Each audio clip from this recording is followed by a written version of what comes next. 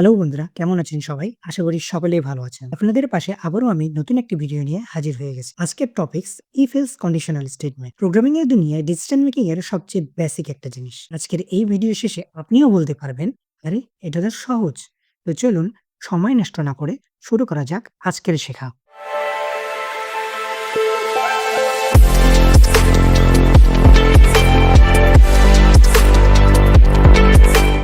ভাবেন তো, রোজ সকালে আপনি বাইরে যাবেন কি যাবেন না, এটা নির্ভর করে বৃষ্টি হচ্ছে কিনা তার উপরে। প্রোগ্রামিংয়েও আমরা প্রতিনিয়ত কোনো কিছুর শর্ত নিয়ে ডিসিশন দিই। যেমন যদি ইউজারের বয়স 18 এর বেশি হয় তাহলে তাকে ভোট দিতে দেয়, না হলে তাকে ভোট দিতে দেয় না। এই যদি আর না হলে লজিকটাই কিন্তু পাইথনে ইফ এলস দিয়ে ইমপ্লিমেন্ট করা হয়। চলুন সরাসরি কোডে চোখ বোলাই। দেখুন, ইফ এলস লেখার যে সিনট্যাক্সটা আছে সেটা কিন্তু খুবই সোজা। সেটা কি, প্রথমে ইফ লিখতে হয়, এরপরে কন্ডিশন দিতে হয় যে কোন কন্ডিশন মেনে আমাদের এই প্রোগ্রামটা, এখানে যে কোডটা লিখবো আমরা সেই প্রোগ্রামটা রান করবে। তো আমরা এখানে কন্ডিশনটা দিব, এরপরে এই কন্ডিশন অনুযায়ী আমরা এখানে শর্ত দিব যে কি শর্ত মানতে হবে। এরপরে এলস লিখব। এলস মানে কি? যদি এই শর্তটা না মানে তাহলে আমরা আমাদের প্রোগ্রামটা কি শো করবে। তো এই এলস লেখার পরে আমরা সেই বিষয়ে কোড লিখব। তো চলুন একটা এক্সাম্পল দেখে নেই। ifelse.py লিখে একটা ফাইল তৈরি করে নিলাম। এরপরে যদি আমি একটা ইউজারের থেকে ডেটা নেই, তার এজ, অবশ্যই ইন্ট এ নিচ্ছি আমি। ইনপুট ফাংশনের ভিতরে তার ডেটা নিয়ে নিচ্ছি। ইউর এজ লিখে নিলাম।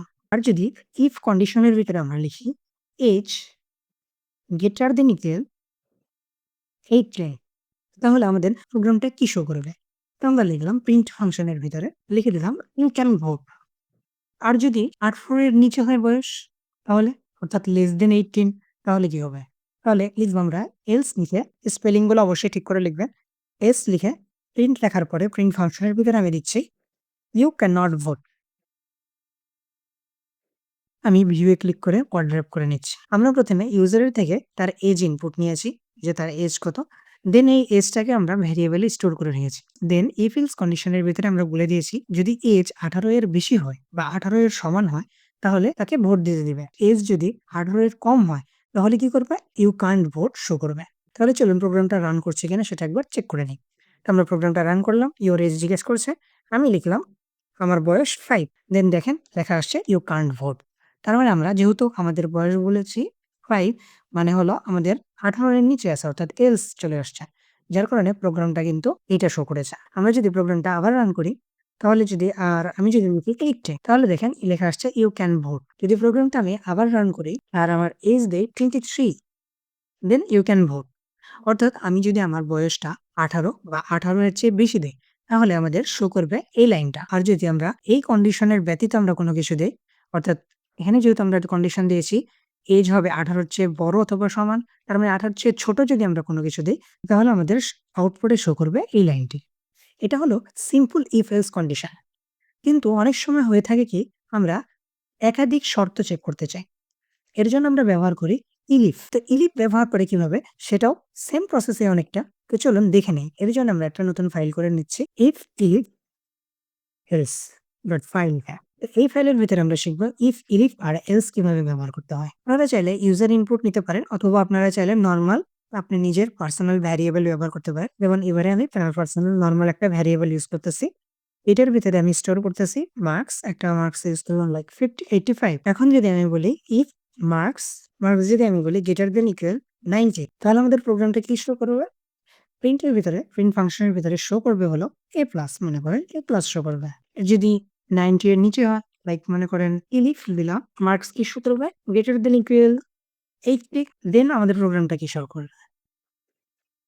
প্রিন্টের ভিতরে আমি দিলাম জাস্ট এ। এরপরে যদি আমরা বলি ইনিট ফাংশনের ভিতরে মার্কস যদি আমার হয় গ্রেটার দেন ইকুয়ালস 70, তাহলে আমাদের প্রিন্ট ফাংশনের ভিতরে শো করবে বি। আর যদি এই 70 এর নিচে শো করে তাহলে কি আসবে? এলস লিখে দিলাম print failed. By the way, আপনারা একটা জিনিস খেয়াল করছেন কিনা দেখেন, প্রত্যেকটাতে কিন্তু আমার মার্কসে আন্ডারলাইন হয়েছে। এর কারণ কি? আমি এখানে মার্কসের স্পেলিং ভুল লিখেছি। তো এবার দেখেন সবকিছু ঠিক হয়ে গেছে। তো অবশ্যই আপনারা ভ্যারিয়েবল যে নামে দিবেন এখানেও কিন্তু কন্ডিশনের ভিতরে সেম নামটাই দিতে হবে। তো এখন যদি আমরা প্রোগ্রামটা রান করি তাহলে দেখুন আমার মার্কস যেহেতু 85 ছিল তাই আমাদের এ আসছে। কারণ কি? আমার 80 থেকে 89 পর্যন্ত যে মার্কটা আসবে সেটা হলো এ এর মধ্যে সীমাবদ্ধ থাকবে। আর যদি আমার মার্ক যদি হইতো আমার 0, দেন আমার কিন্তু ফেল আসতো। অথবা যদি আমার মার্ক 60 আসতো তাহলে কি হবে? তাহলেও কিন্তু ফেল আসবে। এরপরে যদি দেখেন আমাদের লাস্ট ছিল 70, তো আমি এখানে টাইপ করছি 69 একদম লাস্ট, তাও কিন্তু আবার ফেল আসবে। আমি যদি 69.9 দিই তাহলেও ফেল আসবে। রিজন এটাই যে আমরা কিন্তু কন্ডিশন দিয়ে দিয়েছি যে 70 যদি থাকে তাহলে কি হবে? সে বি পাবে। আর যদি 70 র নিচে থাকে অর্থাৎ এলস 70 র বাহিরে যদি থাকে তাহলে কি হবে? ফেল আসবে। আশা করি বুঝতে পারছেন প্রোগ্রামটা কিভাবে রান করছে। যদি আমরা বলি যে আমার রেজাল্ট আসছে, মার্কস আসছে হলো 90, দেন আমি যদি প্রোগ্রামটা রান করি তাহলে দেখুন আমাদের কিন্তু A প্লাস শো করেছে। যদি আমি 99 ও শো করি, আমার রেজাল্ট যদি 99 শো করি তাহলে কি আসবে? অবশ্যই A প্লাস আসবে। কারণ কি আমাদের ডিসিশন মেকিং এ আমরা কন্ডিশন দিয়েছি মার্কস যদি 90 অথবা 90 এর বেশি হয়ে থাকে তাহলে A প্লাস শো করবে। আর যদি 80 বা 80 থেকে উপরে 90 এর নিচে হয় মার্কস তাহলে A শো করবে। সেম আপনারা চাইলে এই মার্কসটাকে কিন্তু ইউজার ইনপুটে দিতে পারেন। তো আমি এখানে এটাকে অফ করে দিয়ে লিখে দিচ্ছি মার্কস ইকুয়াল ইন্ট বা ফ্লোট আপনারা দিতে পারেন। আমি ফ্লোট লিখছি। কারণ কি আমি আপনাদেরকে দেখিয়েছি পয়েন্টে মার্ক নেওয়া। যার কারণে আমি ফ্লোট দিচ্ছি। তো ফ্লোটের ভিতরে আমি ইনপুট ফাংশন দিচ্ছি। ইনপুট ফাংশনের ভিতরে লিখছি ইওর মার্কস। দেন আমি ভিউ থেকে ওয়ার্ড ড্রপ করে নিচ্ছি। হ্যাঁ। এবার যদি আমরা প্রোগ্রামটাকে রান করি তাহলে আমাদের কি হবে? জাস্ট ইউজার ইনপুটটা আসবে। আমি যদি এখানে মার্ক দেই 60 তাহলে দেখুন আমার কিন্তু ফেল আসছে। সেম প্রসেসে আবার যদি আমি বলি আমার মার্কস 90 দেন আমার কিন্তু A প্লাস আসছে। তো এভাবে মেইনলি এই ফাংশনটা ব্যবহার করে একাধিক শর্ত চেক করতে পারি আমরা। পাইথনে এই ইফ এলস কন্ডিশনের ভিতরে উপর থেকে নিচে শর্তগুলো চেক করতে থাকে। অর্থাৎ পাইথন সর্বপ্রথম কি করবে? পাইথন যখন আমরা প্রোগ্রামটা রান করব, পাইথন সর্বপ্রথম এই লাইনটাকে সে চেক করবে যে তার মার্কসে কি বলেছে, তার কন্ডিশনে কি বলেছে। তো কন্ডিশন যখন দেখবে সে কন্ডিশনটা এই লাইনের সাথে ম্যাচ করবে। তখন কন্ডিশনটা আপনি যে ইউজার ইনপুট দিয়েছে, তো সেই ইউজার কত দিয়েছে সেটা চেক করবে। যদি এই মার্কসের সাথে মিলে যায়, যদি এই কন্ডিশনের সাথে মিলে যায় তাহলে প্রিন্ট করবে এটা। সেম প্রসেসে যদি এটা না মিলে তাহলে চলে আসবে এই লাইনে। এই লাইনে যদি এটা এই কন্ডিশনের সাথে মিলে যায় তাহলে শো করবে A। কিন্তু এটাও যদি না মিলে তাহলে চলে যাবে নেক্সট লাইনে। আর নেক্সট লাইনে যদি চলে যায় তাহলে এই কন্ডিশনটাকে তারা পাইথন চেক করবে। যদি এটা মিলে যায় তাহলে B শো করবে। আর যদি না মিলে দেন এলস এ চলে যাবে। এলস এ শো করবে হলো এলস এ যাই আসুক না কেন সেটা আসবে ইফ। এরপরে ইফ এলস এর কন্ডিশন তৈরি করার আরেকটা নিয়ম আছে সেটা হলো নেস্টেড ইফ এলস। অনেকেই আমরা নেস্টেড ইফ এলস সম্পর্কে একটু কনফিউজড হয়ে যাই।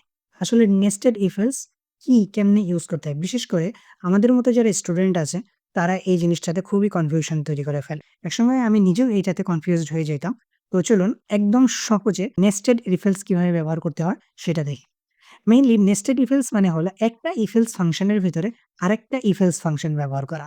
অর্থাৎ একটা ইফ এলস এর ভিতরে এক বা একাধিক ইফ এলস যদি আমরা ইউজ করে থাকি সেটাই হলো নেস্টেড ইফ এলস ফাংশন।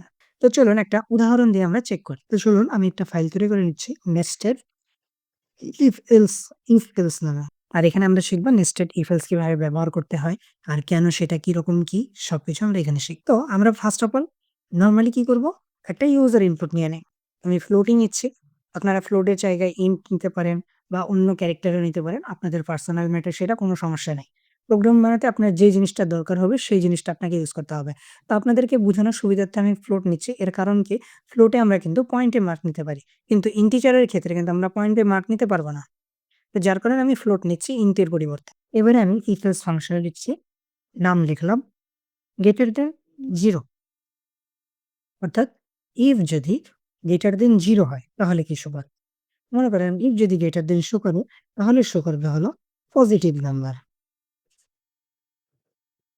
এখন যদি আমরা চাই যে এই যে পজিটিভ নাম্বারটা যে আসবে, ইউজার যে পজিটিভ নাম্বার যদি দেয় তাহলে এই পজিটিভ নাম্বারটা ইভেন বা জোড় নাকি অড বিজোড়, কোনটা জোড় হবে না বিজোড় হবে, ইভেন হবে না অড হবে। তো এটা চেক করার জন্য মনে করেন যে আমি লিখলাম if 2 percentile sorry number percentile of 2 and equals 0, আমরা এই কন্ডিশনটাকে বোঝাই যে এটা একটা ইভেন নাম্বার। এবার আমি লিখছি প্রিন্ট ফাংশনের ভিতরে this is an even number। আর যদি ইভেন নাম্বার না হয় তাহলে আমি এলস এর ভিতরে লিখলাম this is an odd number। তো দেখুন আমরা আমাদের এই প্রোগ্রামটাতে এ পর্যন্ত কি করলাম?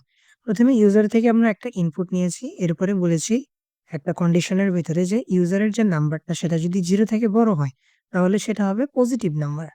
আর সেটা যদি 2 দ্বারা ডিভাইডেড করা যায় তাহলে কি হবে সেটা? সেটা হবে হলো ইভেন নাম্বার। আর যদি সেটা না হয়, অর্থাৎ 2 দ্বারা যদি ডিভাইডেড না হয় তাহলে হবে সেটা অড নাম্বার। ওকে? এখন যেহেতু আমাদের পজিটিভ আর নেগেটিভ নাম্বারের ভিতরে ইভেন অড থাকে, তো আমরা এটা করলাম। এখন এই যে আমরা করলাম ইফ এলস এর ভিতরে আবার ইফ এলস নতুন একটা, যেমন এখানে ইফ আর নিচে একটা যদি আমরা এলস দেই, অর্থাৎ এখানে যদি আমরা একটা এলস দেই, আর আপাতত এলস এর এই পর্যন্ত রাখি p লিখে প্রিন্ট ফাংশনটা লিখে দেই। এলস প্রিন্ট লিখে রাখলাম আপাতত। তো এখন দেখেন আমরা এখানে ইফ লিখেছি অ্যান্ড এলস লিখেছি। এই ইফ এলস একটা ফাংশন। তো এই ইফ এলস ফাংশনের ভিতরে কিন্তু আমরা আরেকটা ইফ এলস ব্যবহার করেছি। একটা ইফ এলস এর ভেতরে আরেকটা ইফ এলস যখন ব্যবহার করতেছি, সেটাকে বলা হয় হলো নেস্টেড ইফ এলস ফাংশন। তো দেখুন আমরা এখানে যেহেতু এটুকু করছি, আর যদি এটা 0 র থেকে ছোট বা 0 র থেকে সমান হয়, তাহলে কি হবে? তো 0 র থেকে ছোট বা যদি 0 থেকে সমান হয়, সেক্ষেত্রে কন্ডিশন লেখার কোনো দরকার নাই। যেহেতু আমরা লিখেছি 0 র চেয়ে যদি বড় হয়, তাহলে হবে পজিটিভ নাম্বার। তার মানে 0 র সমান, অর্থাৎ 0 এবং 0 র যে ছোট যে নাম্বারই হোক না কেন, সেটা হবে নেগেটিভ নাম্বার। তো আমি লিখে দিচ্ছি প্রিন্ট ফাংশনের ভিতরে নেগেটিভ নাম্বার। এবার যদি আমরা আমাদের এই প্রোগ্রামটিকে রান করি, তাহলে আমাদের ১ম এ ইউজার ইনপুট চাইবে। তো আমি নাম্বার দিতে বলছে। তো আমি প্লাস নাম্বার দিলাম 5 অ্যান্ড দেখেন এটা বলেছে পজিটিভ নাম্বার। আর 5 কি? অবশ্যই একটা 5 একটা অড নাম্বার, অর্থাৎ হলো বিজোড় নাম্বার। তো এজন্যে লেখা আসছে this is an odd number. এখন যদি আমাদের প্রোগ্রামটা রান করে আমরা যদি 0 দিতাম নাম্বার, তাহলে দেখুন নেগেটিভ নাম্বার দিয়েছে। তো এখানে আমরা নেগেটিভ নাম্বার 0 তো আসলে নেগেটিভ নাম্বার নয়। তাহলে আমরা লিখে দেই 0 অর নেগেটিভ নাম্বার। আর যদি আমি প্রোগ্রামটা রান করি, আমি মাইনাসের যেকোনো নাম্বার দেই না কেন, আমি -20 দিলাম। এবার প্রোগ্রামটা যখন এন্টার দিচ্ছি, দেখেন লেখা আসছে ইউর 0 অর নেগেটিভ নাম্বার। অর্থাৎ আমাদের এই আমাদের এই প্রোগ্রামটাতে আমরা ইউজার থেকে ইনপুট নিয়েছি একটা। তো এরপরে ইউজার যে নাম্বারটাই দিক না কেন, এখানে আমরা যে কন্ডিশনটা দিয়েছি সেই কন্ডিশনটাকে চেক করবে। এরপরে কি হবে? আমাদের এই নাম্বারটা পজিটিভ নাম্বার কিনা সেটা চেক করবে কন্ডিশন চেক করে। যদি পজিটিভ নাম্বার হয়, তাহলে কি করবে? এই ফাংশনটি চেক করবে হলো এই কন্ডিশন। তো এই কন্ডিশন যদি ট্রু হয়, তাহলে আমাদের এটা শো করবে। আর যদি এই কন্ডিশনটা ফলস হয়, তাহলে আমাদের শো করবে এটা। এখানে আপনারা চাইলে আবার নতুন করে ইফ এলস লিখতে পারেন, কোনো সমস্যা হবে না। সেটা আপনাদের প্রয়োজন অনুযায়ী ব্যবহার করবেন। আমার এই মুহূর্তে প্রয়োজন নেই, তো আমি এখন লিখছি না। তো এরপরে দেখুন কিছু কমন ভুল মানুষ করে থাকে। তো এটা কিরকম? তো কমন ভুল হলো এরকম যে ইফ এর পরে x গ্রেটার দেন 5 যদি দেই, আমরা অনেক সময় x গ্রেটার দেন 5 দিয়ে রেখে দেই, কিন্তু কোলন চিহ্নটা দেই না। অর্থাৎ এই যে এখানে যে আমরা ইফ লিখেছি, দেন নাম্বার, দেন গ্রেটার দেন দিয়েছি, ওকে, দেন 0। কিন্তু আমরা এই যে এখানে কোলন আছে যেটা, এই ক্লোনটা কিন্তু আমরা দেই না অনেক সময়। এই ক্লোন যদি না দেই, তাহলে কিন্তু দেখেন প্রোগ্রামটা কিন্তু রান হবে না। অ্যান্ড এরর কি সমস্যা আছে সেটাও কিন্তু দেখিয়ে দিয়েছে। আরেকটা জিনিস দেখেন, এখানে কিন্তু রেড মার্কও হয়ে গেছে। আরেকটা দেখেন ইনডেন্টেশন এড়ানো। ইনডেন্টেশন এড়ানো কিন্তু পাইথন কখনোই মাফ করে না। পাইথন মাফ করে না বলতে ইনডেন্টেশন, আমরা যদি এখানে যদি ইফ, এখানে দেখেন ইনডেন্টেশন আছে। আমরা যদি এটা এখানে দেই, অথবা এলস যদি এটা এখানে দেই, দেখুন আমাদের প্রোগ্রামটা কিন্তু উল্টাপাল্টা হয়ে গেছে। তো এখন যদি আমাদের প্রোগ্রামটা রান করি, দেখুন আমাদের কিন্তু রেড মার্ক আসছে, অর্থাৎ প্রোগ্রামটা কিন্তু ঠিকভাবে রান হচ্ছে না। অর্থাৎ আমাদের কি করতে হবে? ইনটেনডেশন সঠিকভাবে দিতে হবে। কারণ আমি যদি এই এলসটাকে এখানে দেই, তাহলে কি আমাদের প্রোগ্রামটা রান হবে? দেখেন প্রোগ্রাম রান করার চিন্তা পরে করব। এখানে কিন্তু আমাদের রেড মার্ক দিয়ে দিয়েছে। তার মানে অবশ্যই প্রোগ্রামটা রান হবে না। শুধু এটাই না, যে আমি যদি এই প্রিন্টটাকে যদি আমি এখানে আনি, তাহলে কি প্রোগ্রাম রান হবে? তাহলে দেখুন সবগুলোতে কিন্তু রেড মার্ক চলে আসছে। তাহলে এটাও কিন্তু রান হবে না। তো অবশ্যই মনে রাখতে হবে পাইথনে কিন্তু ইনটেনডেশন সঠিকভাবে দিতে হবে। না হলে কি হবে? আপনারা বলুন কমেন্টে। এরপরে দেখুন লজিক্যাল অপারেটর ভুল করা। একটা জিনিস আছে হলো ইকুয়াল, আরেকটা হলো ডাবল ইকুয়াল। ২ টা কিন্তু আলাদা জিনিস। তো ইকুয়াল কোথায় ব্যবহার করতে হয় আর কোথায় ডাবল ইকুয়াল ব্যবহার করতে হয়, সেটা আমাদেরকে দেখে শুনে করতে হবে। যেমন আমরা অনেক সময় ইউজ করছি যে ইফ এলস এর ক্ষেত্রে কিন্তু আমরা ইকুয়াল ইউজ করেছিলাম, গ্রেটার দেন ইকুয়াল। কিন্তু এখানে দেখেন আমরা এখানে শুধু গ্রেটার দেন ইউজ করেছি, ওকে, বাট এখানে কিন্তু আমরা ডাবল ইকুয়াল ইউজ করেছি। তো এখানে কখন কোনটা ইউজ করতে হয় সেটা আপনাদেরকে ভেবে চিন্তে ইউজ করতে হবে। এবার আপনাদেরকে একটা চ্যালেঞ্জ দিলাম, সেটা হলো আপনারা সেম টাইপের একটা পাইথন প্রোগ্রাম তৈরি করবেন। সেই পাইথন প্রোগ্রামে আপনারা এই জোড় নাম্বার আর বিজোড় নাম্বার, অর্থাৎ একটা ইউজার থেকে একটা ইনপুট নিবেন, অথবা আপনারা নাম্বার লিখে একটা ইনপুট দিবেন নাম্বার। দেন সেই নাম্বারটি কি জোড় নাকি বিজোড় সেটা চেক করবে। আর নাম্বারটি ধনাত্মক নাকি ঋণাত্মক, অর্থাৎ পজিটিভ নাকি নেগেটিভ সেটা চেক করবেন। অনেকটা এরকমই প্রোগ্রামটা হবে, কিন্তু আপনারা আপনাদের মতো করে বানাবেন, নট লাইক দিস। আপনারা নিজের মেধা দিয়ে কাজ করেন। কারণ আমি যেখানে যা দিয়েছি কপি পেস্ট করে বসিয়ে দিলেন, প্রোগ্রামটা রান করে ফেললেন, দেন আপনি কিছুই শিখতে পারবেন না। কিন্তু আপনাকে কি করতে হবে যে আপনার সিরিয়াল বাই সিরিয়াল যে আমরা প্রোগ্রামটা বানাইছি, কেমনে বানাইছি, কোন লজিক ব্যবহার করেছি সেটা আপনাকে জানতে হবে। সো আপনারা নিজের জ্ঞান ব্যবহার করে, নিজের মেধা ব্যবহার করে এই প্রোগ্রামটিকে বানান। দেন আপনারা এই প্রোগ্রামটি কি করবেন, আমার এই ভিডিওর কমেন্টে বলবেন। আপনারা চেষ্টা করবেন যে অ্যান্সার দেখবেন। কিন্তু আপনারা আগে প্রোগ্রামটা তৈরি করবেন। দেন প্রোগ্রামটা ঠিকভাবে কাজ করছে কিনা সেটা দেখবেন আপনাদেরটা। দেন আপনারা চাইলে এই প্রোগ্রামটা রান করে দেখতে পারেন।